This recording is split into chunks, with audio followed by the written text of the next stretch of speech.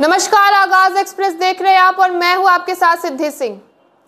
George Fernandes का जीवन संघर्षों की एक अनकही कहानी है। 1974 में हुए रेलवे के बड़े हड़ताल में उनका नाम प्रमुखता से लिया गया।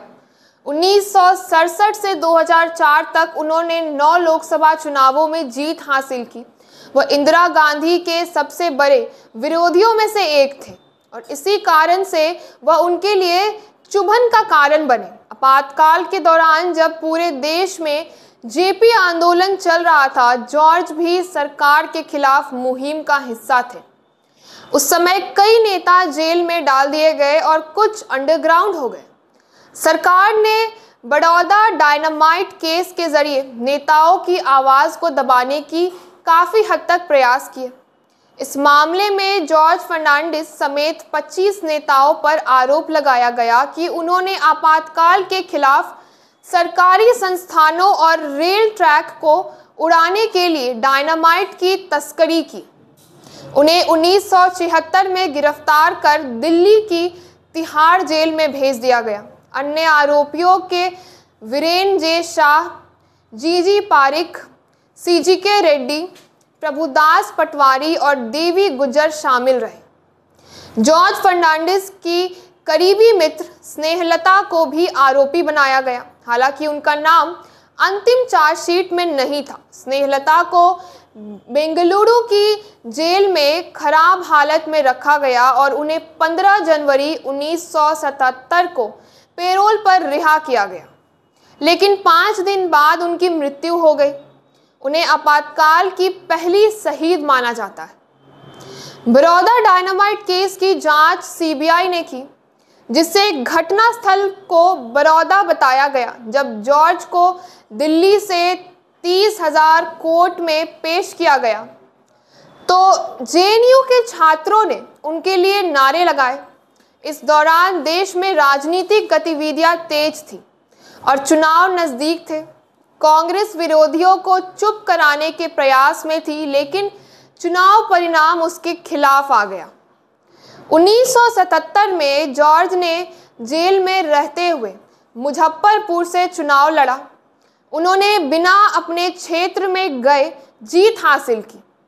उन्होंने करीब 3 लाख वोटों से जीत दर्ज की और उनकी हथकड़ी में तस्वीर प्रचार में इस्तेमाल हुई।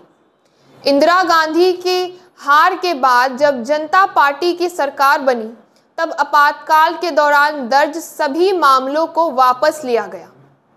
साल 1977 में जॉर्ज की पहली मुलाकात जया जेटली से हुई। उस समय जया के पति अशोक जेटली जॉर्ज के स्पेशल असिस्टेंट थे। धीरे धीरे उनकी बीच व्यक्तिगत बातें साझा होने लगी। जॉर्ज की पत्नी अक्सर बीमार रहती थी, जिससे वो अपने बेटे शॉन को जया के पास छोड़ दिया करते थे। जया ने अपनी दोस्ती के बारे में बताया कि जॉर्ज ने हमेशा महिलाओं की राजनीतिक सोच को मान्यता दी और उनके साथ मानवता की दृष्टि रखी। एक बार जब जॉर्ज जेल में थे, उन्होंने एक गिरते हुए चिड़िया के बच्चों के लिए अपनी ऊनी टोपी से घोंसला बनाया। वो हमेशा अपनी जेब में टॉफियाँ रखते थे, जिन्हें वो बच्चों को दिया करते थे। ये सब बातें उनकी और जया की अच्छी दोस्ती का आधार बनी। जॉर्ज फर्नांडिस एक विद्रोही राजनेता थे, जिन्होंने परंपराओं को नहीं माना। उन्हें किताबें पढ़ने का बहुत शौक था, जिसमें हैरी पॉटर से लेकर के महात्मा गांधी और विंस्टन चर्चिल की जीवनी शामिल थी। उनके पास एक लाइब्रेरी भी हुआ करती थी, जहां वे जो किताबें पढ़ते थे उन्हें वही रखा करते थे। कहते हैं कि उन्होंने अपनी ज़िंदगी में कभी कंघा नहीं खरीदा या उसे इस्तेमाल किया और अपने कपड़े खुद धोते थे। वे कपड़ों को प्रेस तो कराते थे, लेकिन सफ़ेद कलफ लगे कपड़े पहनना पसंद करते थे।